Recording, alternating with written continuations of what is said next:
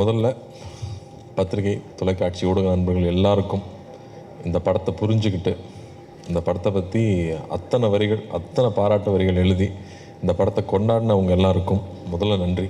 அதே சமயத்தில் உலகத்தில் எங்கேருந்தோ சின்ன சின்ன ஒரு மூலைகள் இருந்து இந்த படத்தை பற்றி இந்த படத்தை ரசித்து இந்த படம் என்ன தாக்கத்தை அவங்க மேலே ஏற்படுத்தியிருக்குன்னு தொடர்ந்து ஒரு மீம்ஸாகவும் பதிவுகளாகவும் ரீல்ஸாகவும் போட்டுகிட்டே இருக்கிற தமிழ் சினிமாவின் ரசிகர்கள் உங்கள் எல்லாருக்கும் இந்த தருணத்தில் நான் நன்றி சொல்லிக்கிறேன். தனித்தனியாக நன்றி சொல்ல முடியல. நான் அவ்வளோ பேர் இந்த படத்தை பாராட்டியிருக்கீங்க, புரிஞ்சுக்கிட்டு இருந்திருக்கீங்கிறதுக்கு ரொம்ப நன்றி.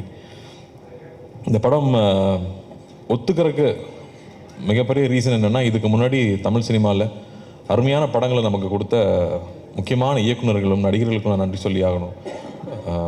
Balachander sir, K Viswanath sir, Balu Mahendra sir, Mahendran sir, Kamal sir, அவங்களாம் நம்ம சின்ன வயசில் அவங்க வெறும் உறவுகளை வச்சு கதைகள் பண்ணி அதை ரசிக்க வச்சு அதை நீங்கள் தூங்க விடாமல் பண்ணியிருக்காங்க. அந்த மாதிரி படங்கள் நமக்கு கிடைக்காதான்னு ஏங்குறப்போ அப்படி ஒருத்தர் கதை எழுதியிருக்காரு. அந்த கதையை எப்படி மிஸ் பண்ணுறது? எனக்கு மெட்ராஸ் வெற்றி விழாவில் பத்திரிகையில் இருக்கிற எல்லாரும் நான் சந்திச்சப்போ ஞாபகம் இருக்குது. நல்ல படங்களாக தேர்ந்தெடுத்து பண்ணுங்கள், நீங்கள் பருத்தி வீரனில் ஸ்டார்ட் பண்ணியிருக்கீங்க, நீங்கள் பொழுதுபோக்கு படம் பண்ணுங்கள், ஆனால் நல்ல படங்கள் தேர்ந்து பண்ணீங்கன்னு எனக்கு சொல்லியிருந்தீங்க. நான் மறக்கவே மாட்டேன். அதுலேருந்து நான் என்னுடைய பாதையும் நான் தேர்ந்தெடுத்த படங்களும் உங்களுக்கு தெரியும்.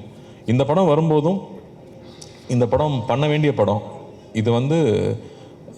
இந்த படம் எவ்வளோ ஒரு உரையாடல்களை உருவாக்கியிருக்கு, எத்தனை பேர் ரிஃப்ளெக்ட் பண்ண வச்சுருக்கு. ஒரு கலைப்படைப்புக்கும் நல்ல கலைப்படைப்புக்கும் முதல் விஷயமே இந்த உரையாடலை ஏற்படுத்துறது, ஒரு விவாதத்தை ஏற்படுத்துறது தான். அப்படி அவ்வளோ விஷயங்களை இந்த படம் பேச வச்சுருக்குங்கிறதுக்கு இந்த படத்துடைய வெற்றிக்கூட மிகப்பெரிய முக்கியமான ரீசன்.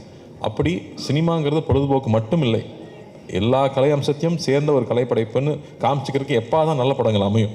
அப்படி ஒரு படமாக தான் நான் பார்க்குறேன். அதே சமயத்தில் இன்றைக்கி ஒரு 30லேருந்து அபவ் இருக்கிறவங்க, வாழ்க்கையில் கொஞ்சமாவது கஷ்டத்தை பார்த்தவங்க, அவங்க எல்லாருக்கும் இந்த படம் நிச்சயம் புரியும்னு நம்பினேன். அண்டு இன்றைக்கி இருக்கிற ஒரு மன ஓட்டம் இருக்கு இல்லையா, ஒரு செகண்ட் வேர்ல்டு வார்க்கு அப்புறமா ஒரு சமுதாயம் வளர்ந்துருக்கும், அவங்களோட எண்ண ஓட்டங்கள் வேறையாக இருந்திருக்கும். அதுக்கப்புறமா இருந்தவங்களோட எண்ண ஓட்டங்கள் இருக்குல்ல, நம்ம ஒரு தொழிலுக்காக சிட்டிக்கு வந்துட்டோம், அதுக்கப்புறம் பார்த்தா சொந்தங்களை விட்டு போயிடுறோம், நம்மளுடைய கலாச்சாரத்தை விட்டு போயிடுறோம், நம்மளுடைய சரித்திரத்தை மறந்துடுறோம் அப்படின்னு நிறையா விஷயங்கள் நம்ம மனசில் ரொம்ப ஆழமாக ஓடிக்கிட்டு இருக்கோம். அது எல்லாத்தையும் எடுத்து கண்ணு முன்னாடி நிற்க வச்ச மாதிரி இந்த கதை இருந்துச்சு. அப்போ இந்த கதையை பண்ணிடணும் அப்படின்னு தோணுச்சு. அதே ரியாக்ஷன் எல்லாருக்கிட்டையும் இருக்குங்கிறது எனக்கு ரொம்ப சந்தோஷமாக இருக்குது. அது சொன்னது, அன்பை விதைச்சிட்டோம்னா போதும்னு, அன்பு எல்லாருக்குள்ளேயும் இருக்குது, அதை வெளில கொண்டு வந்தால் போதும். இது ஒரு ஃபேஷனபிளான விஷயம் கிடையாது. இன்றைக்கி கான்ட்ரவர்சி தான் எல்லாரும் அதிகமாக பார்ப்பாங்கன்னு கான்ட்ரவர்சி பண்ணி போயிட்டு இருந்தாலும், முன்ன பின்ன தெரியாத ஒருத்தருக்கு ஒரு செஞ்ச உதவி ஒரு சின்ன வீடியோவாக அதனோட யூஸ் தான் இங்கே ரொம்ப அதிகமாக இருக்குது. ஸோ அதை எடுத்துகிட்டு ஒரு கதையாக எழுதியிருக்காரு. அதை எப்படியாவது பண்ணிடணும்னு ஆசைப்பட்டோம். அப்போ 2D கொண்டு போய் கொடுத்தோம்னா தான் இந்த முழுமையாக எந்த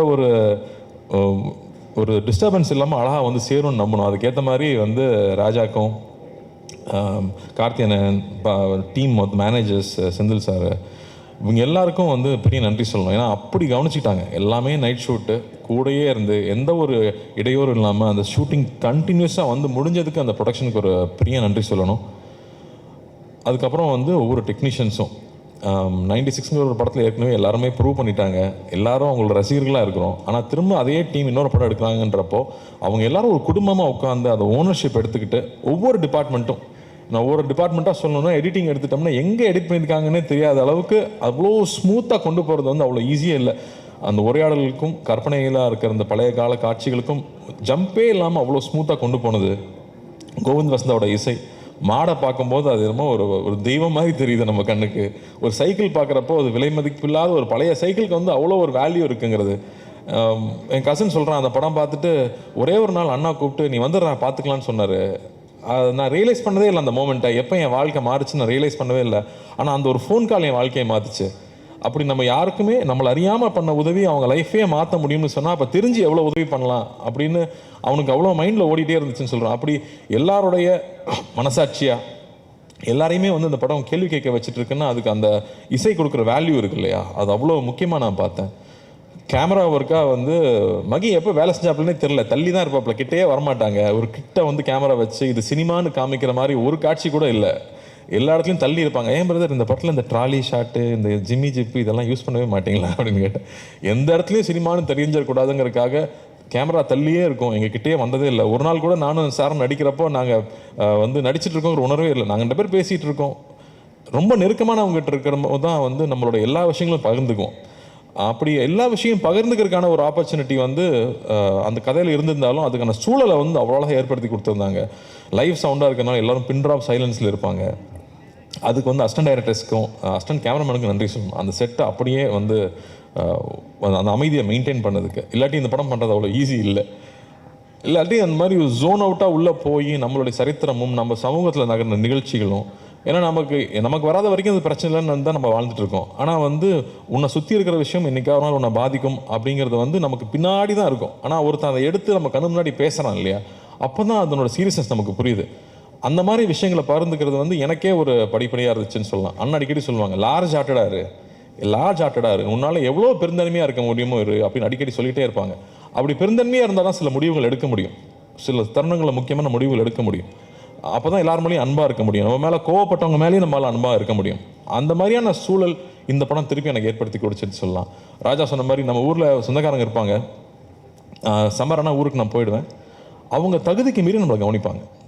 அது நம்ம மெட்ராஸ்லேருந்து வர பசங்க, அதனால் இவங்க நல்ல பிஸ்கட் தான் சாப்பிடுவாங்க, ஒரு நல்ல வாழைப்பழம் வாங்கி வைக்கணும்னு அவங்க தகுதிக்கு மீறி கவனிச்சுப்பாங்க. ஆனால் நம்ம சாப்பிடாம கூட வருவோம், கையில் தொட்டு கூட பார்க்க மாட்டோம். ஆனால் நான் அவங்க சாப்பிட்றமான்னு பார்த்துட்டே இருப்பாங்க. எனக்கு அதெல்லாம் அப்போ நான் நினச்சி பார்க்கவே இல்லை, இப்போ நான் நினச்சி பார்க்குறேன். நம்ம மேலே எந்த எதிர்பார்ப்பும் இல்லாமல் நம்ம மேலே அன்பு காட்டினவங்கள நம்ம வந்து அங்கீகரிக்கிறோமா, அதை திருப்பி கொடுக்குறோமா அப்படின்னு திரும்ப யோசிச்சு பார்க்குறேன். அப்போ அது திரும்ப ஞாபகப்படுத்துது. திரும்ப ஊருக்கு போனால் அவங்க வீட்டுக்கு போய் உட்காந்து ஒரு வாய் சாப்பிட்டு வரணும்னு தோணுது. ஸோ அந்த மாதிரி உணர்வுகள் எல்லாம் வந்து நம்ம இழந்துட்டோமா இல்லை மறந்துட்டோமா, இந்த படம் திரும்பி அதை ஏற்படுத்துது. அப்படி வந்து ஒவ்வொருத்தருக்குள்ளேயும் இருக்க நிறையா நினைவுகளை வெளியில் கொண்டு வருது. அவங்க எழுதி தள்ளுறாங்க, பேஜாக எழுதி தள்ளுறாங்க. ஸோ அது ரொம்ப சந்தோஷமாக இருக்குது, இந்த படத்தை புரிஞ்சுக்கிட்டாங்க அப்படின்னு. சரி, நம்ம மாநிலத்தில் மட்டும்தான் ஓடுதான்னு பார்த்தா ஆந்திராலையும் நல்ல அதே ரெஸ்பான்ஸ் இருக்குது, கேரளாவில் போனாலும் அதே மாதிரி இருக்குது. வெளிநாட்டில் இருக்கிறவங்க இன்னும் பயங்கரமாக கொண்டாடுறாங்க, ஏன்னா அவங்க ரொம்ப தூரத்தில் இருக்காங்கன்றப்போ அவங்களுக்கு அந்த வேல்யூ ஜாஸ்தி தெரியுது. ஸோ இதுக்காக இந்த படம் எடுத்தோம், என்ன சொல்ல முயற்சி பண்ணுமோ அது போய் சேர்ந்துருக்கு. எல்லாரும் ராஜா சொன்ன மாதிரி இந்த படம் கொடுத்ததுக்கு நன்றின்னு சொல்கிறாங்க. அதை விட வேறு என்ன சந்தோஷம் வேணும்? அந்த சந்தோஷத்தை ஏற்படுத்தி கொடுத்தது நீங்கள், அது கொடுத்த அங்கீகாரம் தான். நீங்கள் அந்த படத்தை பாராட்டினதும் அந்த படம் நல்லா இருக்குன்னு சொன்னது தான் அதை முழுமை அடைக்குது. ஸோ பத்திரிகை நண்பர்களுக்கும், நிறைய பேர் நண்பர்களும் சொல்லக்கூடாது, பெரியவங்க, நான் சின்ன வயசில் அங்கிள்னு கூப்பிட்டவங்களாம் இங்கே இருக்காங்க, அவங்களுக்கும் எல்லா ரசிகர்களுக்கும், இந்த படத்தை புரிஞ்சுக்கிட்டு பாராட்டினவங்க எல்லாருக்கும் ரொம்ப நன்றி. அதே மாதிரி வந்து எங்கள் அத்தானை மிஸ் பண்ண முடியாது, அத்தானை கடைசியாக வர்றேன். பாதகம் செய்பவரை கண்டால் நாம் பயங்கொள்ளலாகாது பாப்பா, மோதி மிதித்து விடு பாப்பா, அவர் முகத்தில் உமிழ்ந்து விடு பாப்பா. அண்மை செய்திகளை உடனுக்குடன் தெரிந்து கொள்ள இணைந்திருங்கள் இயம்நாடு தொலைக்காட்சியுடன்.